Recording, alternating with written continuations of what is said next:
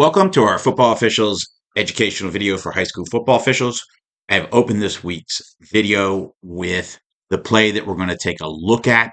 You've seen the play quickly, and now we're going to come back and talk about the play. And specifically, we're going to talk about offensive pass interference on this play. So we're going to go ahead and take another look at this play quickly, and then we're going to come back as we look at it again. And we'll break it down a little bit further and talk about what we're looking at on this play so that we can see what we need to be looking at. How do we officiate it? Okay, let's break this play down. We're going to reference Rule 7, Section 5. We're going to talk about pass interference, specifically offensive pass interference. Okay. First thing we need to know is the line of scrimmage. I have it marked here. It is the 34, and that comes into play because it's important because we can only have pass interference when we have a legal forward pass that goes beyond the line of scrimmage.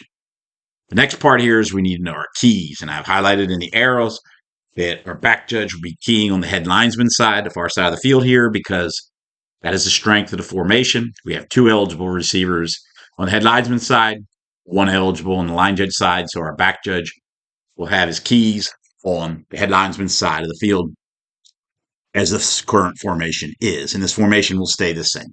We see our line judge will have this wide receiver on his side of the field, and then we have two backs in the backfield here, as I point out the arrows, and the head linesman and line judge will evaluate those basically and pick those up depending upon what they do. If they stay in and block, that can change things. If they go into a pass pattern, that can obviously change the responsibility of our officials. Now, another point here that I want to make about what we see on the screen with our receivers, specifically our two on the head linesman side and our one on the line judge side, is notice the spacing or the cushion, so to speak, between the defensive player and the receivers. And that's important because if we have that distance of 5-10 yards, our officials don't need to be right on that. They can look for areas of engagement or contact between opponents and then come back to those players, so to speak, in a way, because there's not going to be any immediate contact. So there's no threat of a potential foul there. So consider that when you're officiating plays and you see this cushion like this or this spacing.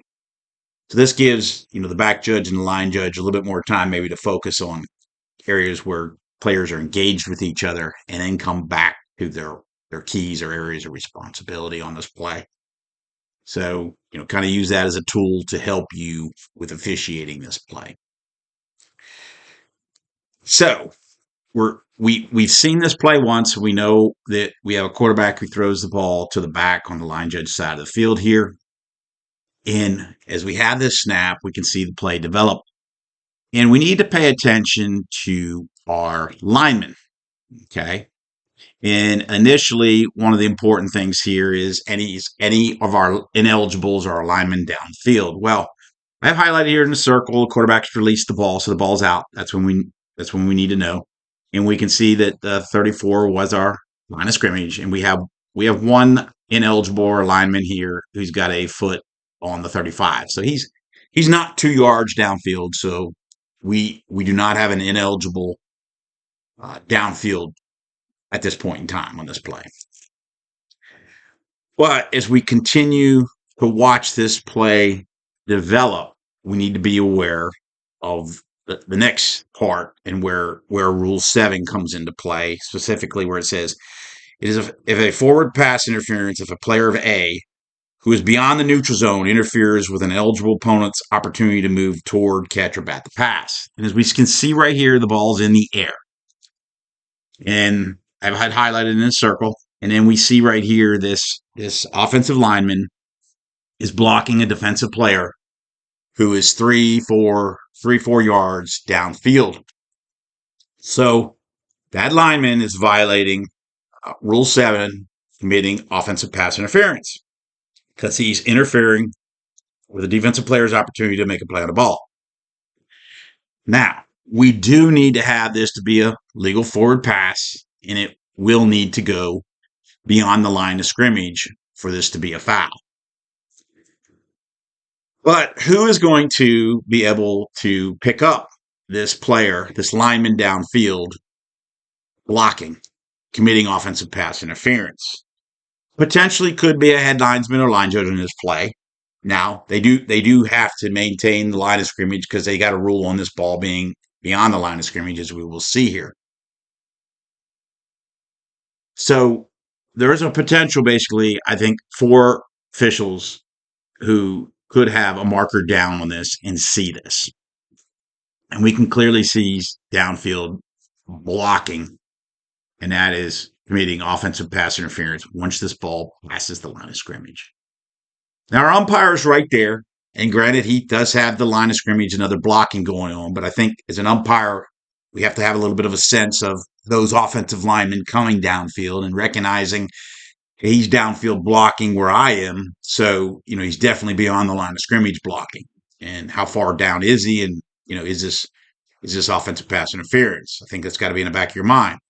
The other part here is the back judge, now that the play is developed, could see this action right in front of him and say, I think that offensive lineman's downfield blocking, and put a marker down. Now, our umpire and back judge may not know that this ball right here goes beyond the line of scrimmage. That's probably going to be our two wing officials, head linesman, line judge. And we can see right here, the back catches the ball and comes down and lands right on the 35. So he's a yard beyond the line of scrimmage. So we have a pass, legal forward pass. It's beyond the line of scrimmage, and an offensive lineman blocking downfield, interfering or impeding the defensive player's ability to make a play on the ball. That, by definition of Rule 7, is offensive pass interference.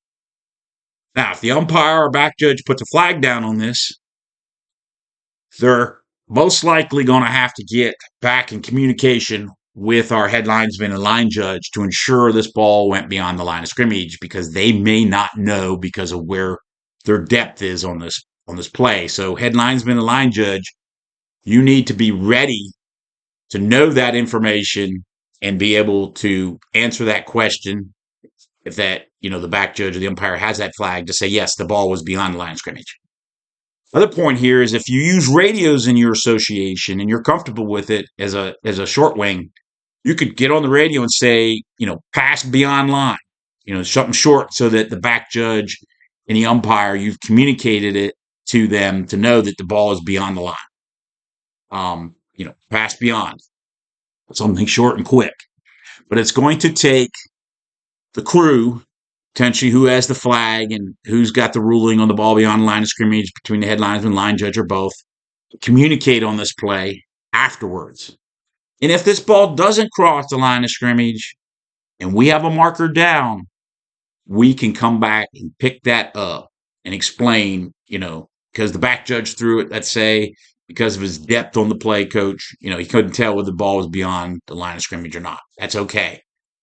But the important part here is that we recognize these linemen going upfield on a play like this with the ball beyond the line of scrimmage and blocking, committing offensive pass interference, because they're gaining a significant advantage in violating Rule 7. So be ready for this, be alert for this, and be ready for everybody to come together maybe and potentially communicate, get this call correct, and communicate information that is needed to be able to rule on a play like this, so that we can, again, get this call on the field if it occurs on our field, and do a good job as a crew, working together, communicating, and effectively officiating this play. Thanks for watching this week's play. That was this week's play on offensive pass interference.